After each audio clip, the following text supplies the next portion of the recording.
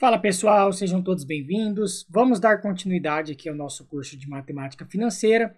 Vou começar a aula agora aqui sobre regimes de capitalização. Então vamos falar um pouquinho sobre regime de juros simples e também de juros compostos.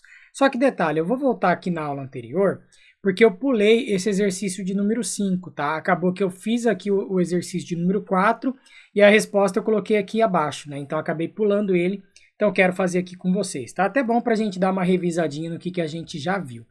Lembre-se que a fórmula dos juros, ela é essa, a fórmula do montante, ela é essa daqui, e a fórmula da taxa de juros é essa outra. Nesse caso, essa questão, ela pede o que para a gente? Um título governamental, cujo valor de resgate daqui a 42 dias é de 50 mil.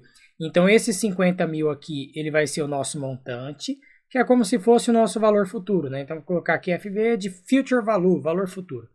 Foi adquirido hoje por um fundo por 48.850. Então, esse daqui é o nosso capital, que posso chamar também aqui do nosso PV, que seria nosso valor presente. Qual a taxa de rendimento do papel? Então, quer saber o I.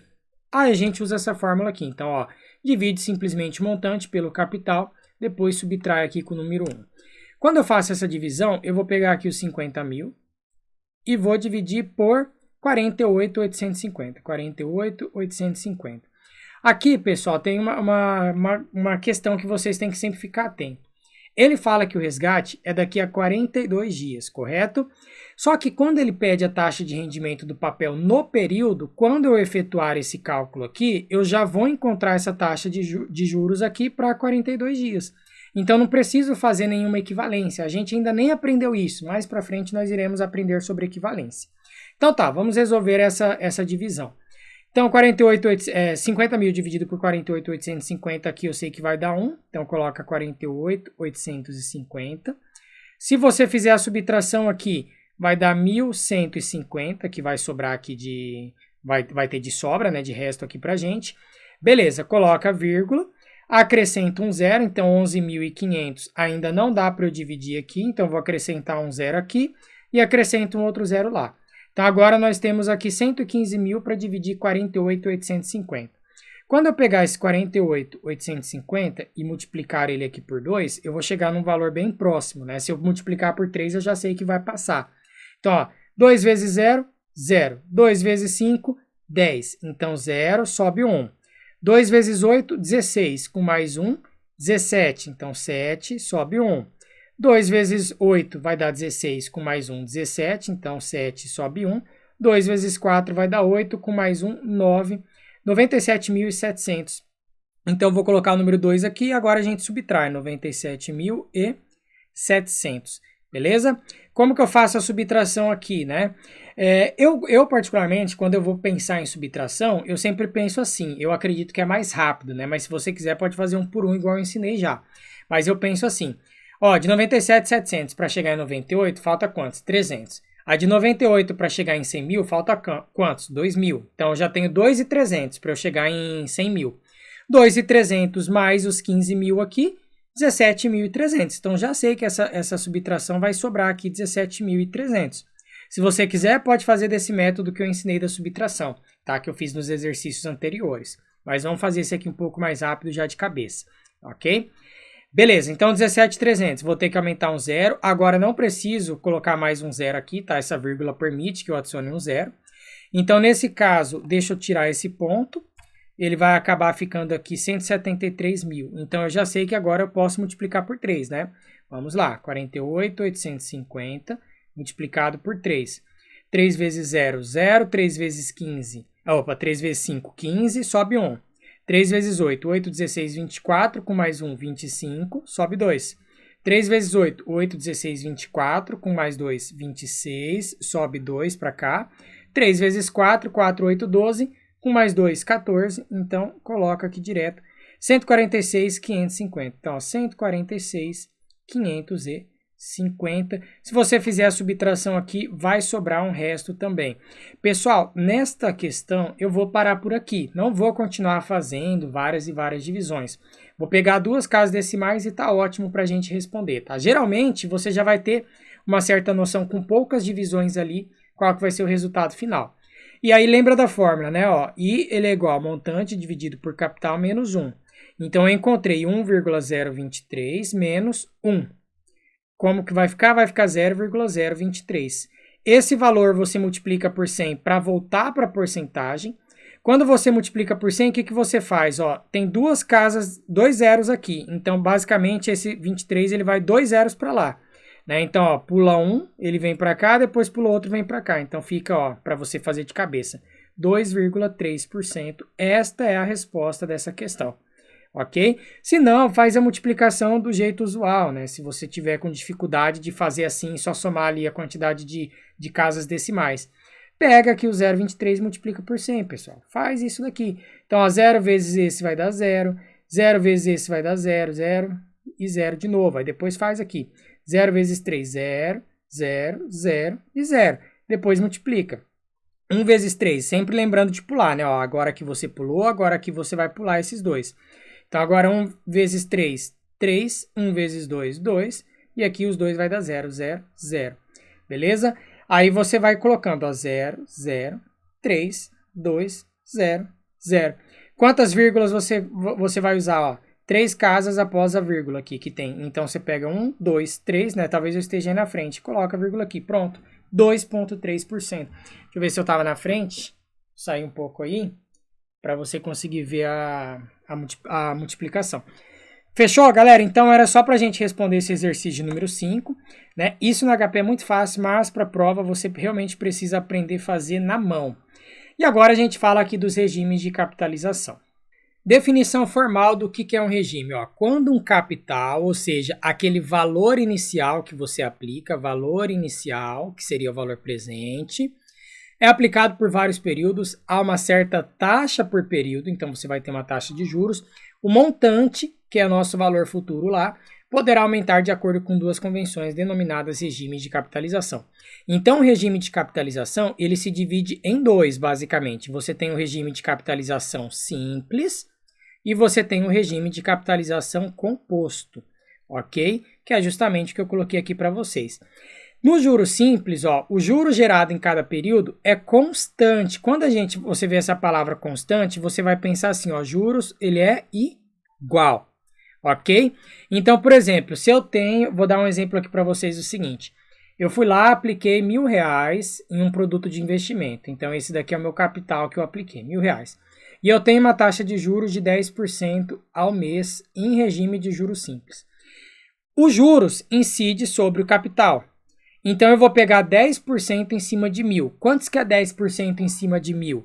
Faz de cabeça, né? Vai ser R$100. Então, esse daqui é o valor dos juros. Só que quando é juros simples, o juros simples ele sempre vai incidir a taxa de juros em cima do capital inicial.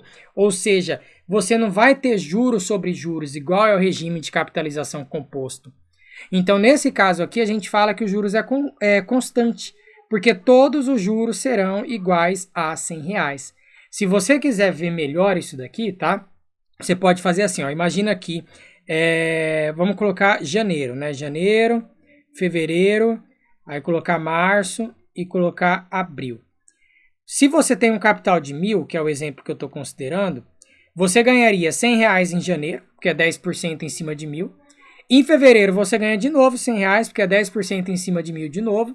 Em março você ganha de novo R$100, porque é 10% em cima de 1.000. E abril de novo R$100, porque é 10% em cima de 1.000.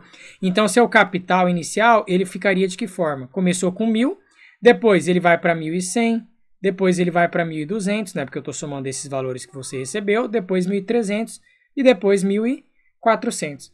Então, sempre constante o valor do juros. Já no caso aqui do regime dos juros compostos, ele vai ser um pouco diferente, tá? Então, ó, o juro do primeiro período, que é o capital vezes a taxa. Quando a gente fala capital vezes a taxa, é como se eu tivesse feito isso. Ó, pego 1.000, que é o meu capital aqui no exemplo que eu dei, vezes a taxa, que é 0,10.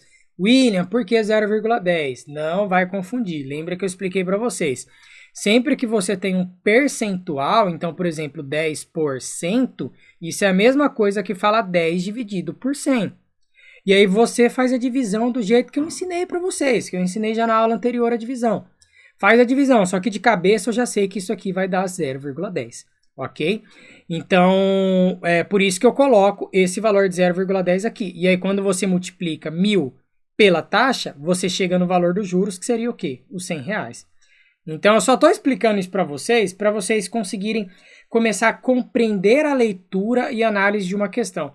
Porque muitas vezes as pessoas elas erram questões de prova, não porque não sabem o conceito, ela sabe o que é um juros simples, sabe o que é um juros composto, para ela é tranquilo isso. Só que o problema é que às vezes ela começa a ler, ela vai captar às vezes a taxa, ela já fica confusa, né? Então tem que saber fazer a interpretação, por isso que eu trago bastante exemplo aqui. Então, o juro do primeiro período agrega-se ao capital, resultando no montante M1. Depois, juro do segundo período, que é igual ao produto significa multiplicação, de M1 pela taxa, agrega-se M1, resultando no M2. Juro do terceiro período, que é igual ao produto de M2 pela taxa, agrega-se ao M2, resultando no M3. Calma que eu vou explicar para vocês, vou fazer um exemplo aqui no quadro também, tá? Então, ó, aí você já vai anotando. Produto, sempre que aparecer essa palavra para você, significa o quê? Significa multiplicação. Ok? Porque eu sei que essas coisinhas acabam prejudicando muito o pessoal em prova, né? Então, ó, mesmo montante, mesmo capital inicial. Agora eu vou começar a fazer o cálculo aqui. Deixa eu apagar esses outros. O que aconteceu? No primeiro mês, a gente aplicou R$1.000, tá? Recebi 10%. Então, ó, R$1.000 foi o valor que eu apliquei de capital.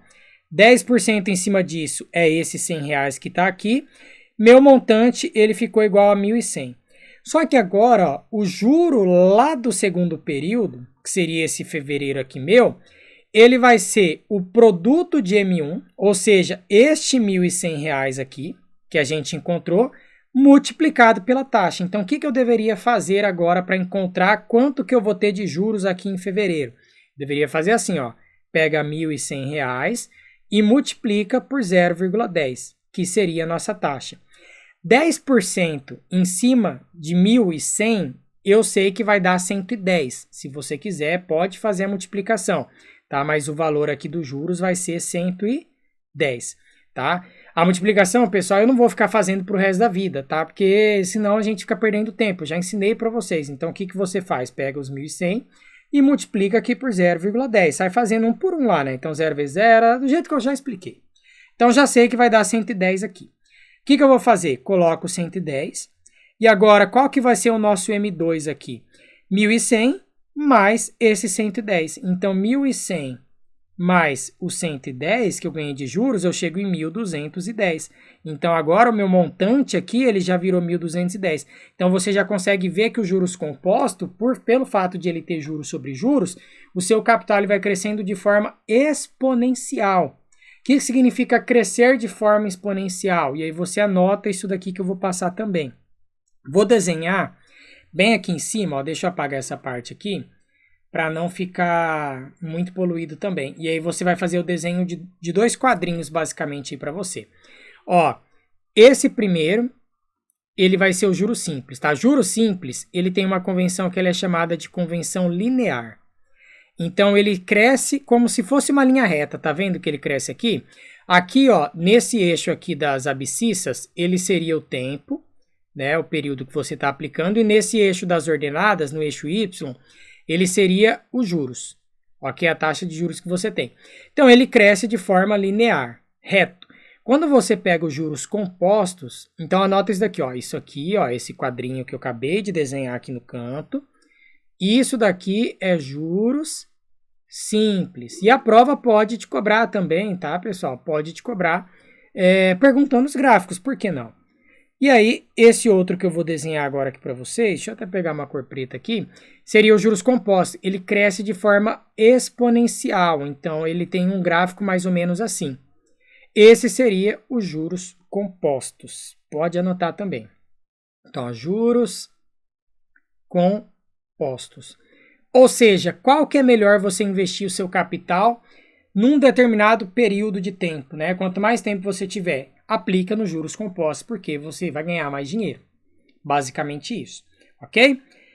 Então, beleza. Acredito que fechamos isso daqui, tá? Esse daqui é a nossa introdução para essa parte aqui de regime de capitalização. Eu vou trazer vários exemplos aqui. Vamos lá para a próxima.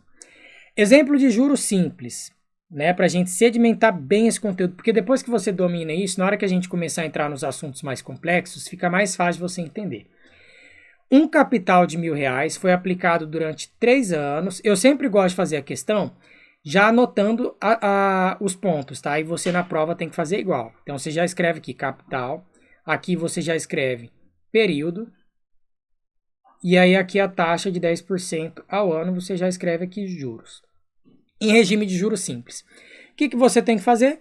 Primeiro ano, juros gerado, capital multiplicado pela taxa. Então, 1.000 multiplicado por 0,10, 100. É o mesmo exemplo que eu acabei de dar ali. Segundo ano, juros, 1.000 multiplicado por 0,10, 100 de novo. Terceiro ano, juros de 1.000 multiplicado de novo por 0,10, 100 de novo. Portanto, o montante em 3 anos, 1.300. E, pessoal, aqui, ó, só voltando aqui, se eu fosse continuar nesse exemplo, né, que eu estava dando aqui para vocês, esses 1.220... Aí eu faria o que agora? Eu pegaria 1.220, multiplicaria de novo por 0,10, tá? Aí eu ia chegar na próxima taxa de juros e aí eu chegaria no novo montante. Mas eu não fiz isso porque aqui tem um exemplo, tá? Já está até calculado. Então, ó, o exemplo, aplicou 1.000, durante 3 anos, taxa de 10%, só que agora juros compostos. Primeiro ano, rendeu a mesma coisa, né? 1.000, que é o capital inicial multiplicado pela taxa, rendeu 100 de juros. Montante 1.100. Segundo ano, aí você pega agora este montante que você tem de 1.100, que seria o seu novo capital no caso, e multiplica pela taxa. Então, recebeu 110 de juros. Montante novo, 1.210. Agora, pega os 1.210 e multiplica pela taxa, 121. Montante novo, 1.331. Então, você vê que ele vai crescendo cada vez mais, ok? Por isso que os juros compostos faz mágica para quem realiza investimentos. Vamos lá para um outro exemplo aqui, para a gente ver como que pode estar aparecendo para você. Érica aplicou R$12.000 a juros compostos, a taxa de 1% ao mês. 2 meses depois, então 2 meses depois, fez um saque de 5.000 e deixou o restante aplicado à mesma taxa. Qual o seu montante 3 meses após o saque? Cai esse tipo de questão aqui, a pessoa fica louca. Ela olha assim, ela fala, eu não sei fazer, eu não sei nem por onde começar. Então, por isso que você tem que interpretar com calma, ó. Primeira coisa, você verificou aqui. Qual que foi o valor que ela aplicou? 12.000. Então, esse é o seu capital inicial. Fez o asteriscos nos juros compostos, já sabe que vai render juros sobre juros. Taxa de 1% ao mês. Então, você já pode pegar a taxa, que é 1%. Você sabe que 1% significa 1 dividido por 100, que é a mesma coisa que 0,01. Pode fazer a divisão do jeito que eu ensinei também, se você quiser. Beleza.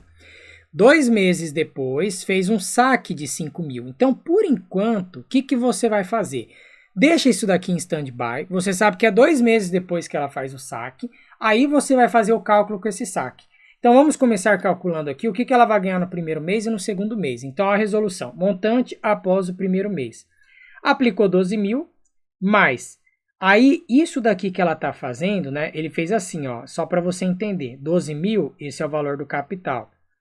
E aqui, o que ele fez nessa segunda parte da equação aqui, seria a taxa multiplicado pelo capital, ok? Porque taxa multiplicado pelo capital nada mais é igual ao juros. Então, ele está pegando os juros, está pegando o capital mais os juros, que é isso que a gente quer. Beleza, então, ó, aplicando 12.000 vezes 0,01 vai dar R$120 de juros. Então, R$120 mais os 12.000 inicial, 12.120. Esse é o valor que ele recebeu. Montante após 2 meses. Então, agora você tem que pegar esses 12.120 e aplicar os juros em cima dele. Então, ele pega aqui os juros e multiplica por esse valor. Quando você pega e multiplica por esse valor, você vai chegar aqui nos juros, né? Ó, 12.120 multiplicado por 0,01. Você vai chegar no valor aqui de 121,20, que vai dar. Mas aí você pode multiplicar, ó. Então, 1 vezes 0, 0. 1 vezes 2, 2. 1 vezes 1, 1. 1 vezes 2, 2. E 1 vezes 1, 1. Né? Beleza. Aí agora faz esse segundo aqui. Então, aqui pula um 0. Aqui vai dar tudo 0. Então, 0 vezes 2, 0. Vezes 0, 0, 0.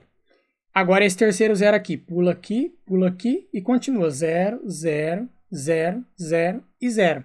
Aí você soma tudo, ó. 0, 2, 1, 2, 1, 0, 0. Aí você vê que tem 2 casas após a vírgula. Então, ó, 1, 2, vírgula.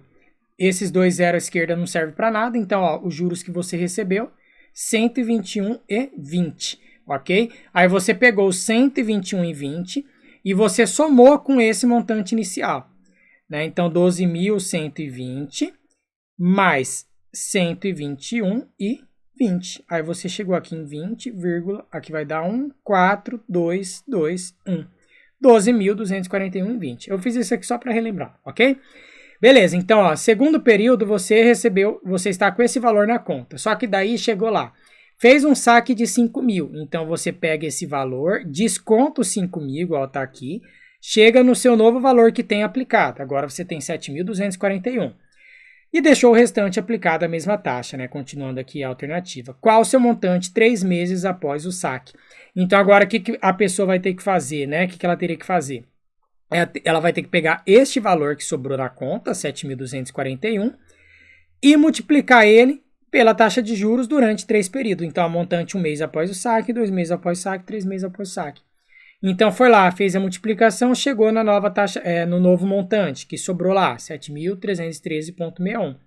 E foi fazendo assim por diante até chegar aqui no último, ok? Então, assim, eu acredito que vocês devem ter compreendido, né, como que foi feito aqui a multiplicação da taxa pelo capital para chegar nos juros. Eu estou passando mais rápido porque é um exemplo mesmo. Você olhando o exemplo aqui dá para entender. O grande problema das pessoas quando olham resolução de matemática é que ao invés de ela bate o olho assim, ela já vê muito número, ela já desiste. Você tem que passar linha por linha, entendendo, compreendendo o que é aquele assunto, para você não ter problema, ok? Bora avançar aqui então. Essa parte eu vou falar de fluxo de caixa, é uma introdução que eu vou fazer só ao fluxo de caixa, e aí depois a gente finaliza essa aula fazendo esses exercícios de fixação aqui, beleza? Então, ó, fluxo de caixa, por enquanto, para a gente ter definição somente, você tem que sempre pensar assim. Você já deve ter visto esse tipo de desenho aqui, né? Você tem um desenho mais ou menos assim, ou você tem um desenho que ele tem aqui a seta para baixo, aí ele tem várias outras setinhas intermediárias aqui, né? Isso aqui aparece bastante em matemática financeira para a gente. O que significa essas setas, pessoal? Seta para baixo é a saída ou despesa. Eu sempre falo para você analisar uma questão da seguinte forma. Pensa lá, vamos supor, você pode pensar do lado do banco, você pode pensar do lado seu, isso vai depender do que a questão está pedindo, mas pensa no seu lado, por enquanto, nesse exemplo que eu vou dar. Pensa que você tem 10 mil na sua conta, você pegou esses 10 mil agora e aplicou. Esses 10 mil que você aplicou, você vai desenhar com a seta para baixo ou para cima? Aí você fala, William, o dinheiro é meu, vou desenhar com a seta para cima. Não, por quê? Quando você aplica o seu dinheiro, você está tendo uma saída de recursos para uma aplicação financeira. Então, quando você aplica, por mais que o dinheiro seja seu, esses 10 mil você deveria colocar ele aqui embaixo, seta para baixo. É o valor inicial que você aplicou, ok? Aí, esses 10 mil, vamos supor que você comprou um título que paga cupom semestral, que tem juros semestral. A cada 6 meses você recebe um valor ali na conta, que seria o exemplo desse fluxo de caixa aqui. Então, vamos supor que a cada 6 meses você recebe R$50. Aí sim, ó, você está recebendo dinheiro. Isso é uma entrada de recursos. Então, aqui você ganha 50, aqui você ganha mais 50, 50, 50. E aí, no final, você vai sacar o dinheiro inicial que você aplicou, que seria os 10 mil, mais os juros de 50 que vai ter também no último período. Ok? Então, em resumo, né, esse valor aqui inicial, ele é chamado de valor presente, é o valor que você aplica, e esse valor final aqui, ele é chamado de valor futuro, que é o valor que você recebe lá no final da aplicação. Aqui você vai ter o N, que ele vai ser o prazo de aplicação, né? Nesse exemplo aqui que eu estou dando, posso considerar que esse N aqui, ele é igual a 2 anos, e cada um desses períodos seria um semestre. Então, aqui é um semestre, aqui é o segundo semestre, aqui é o terceiro semestre, aqui é o quarto semestre, ok? Beleza. Só para não confundir, né? O quarto semestre aqui, eu vou até apagar esse último fluxo, então, para a gente considerar que o quarto semestre, ele já é esse último aqui, né? Onde a gente recebe o montante inicial, mais o último juros que a gente recebe. Pronto, 4 semestres, 2 anos. Senão ia ficar como se fosse 5 semestres, o exemplo que eu dei. Beleza? Então, setas para cima, entradas e receitas, setas para baixo, saídas e despesas. E aqui no eixo horizontal você tem o período ou o tempo. Esse daqui seria um exemplo de um título que ele não paga juros intermediários. Então, você só aplica lá seus 10 mil e no final você recebe lá, sei lá, 10.300, né? Depois de um período. Você não recebe nada aqui de maneira intermediária. Inclusive, esse daqui, ó, não, isso aqui eu vou deixar para explicar depois, senão vai ser muita informação. Não, na verdade, a gente já está até falando de juros simples compostos, então vou falar logo. Esse fluxo de caixa aqui, como você recebe juros a cada período, o juro sempre vai incidir sobre o seu valor inicial aplicado. Então, isso daqui é uma representação, por exemplo, de um juro simples. E esse outro aqui, quando você recebe, você não tem fluxo de caixa intermediário, você não tem nenhum cupom ali no seu título, esse daqui seria um título, por exemplo, que ele te paga juros compostos.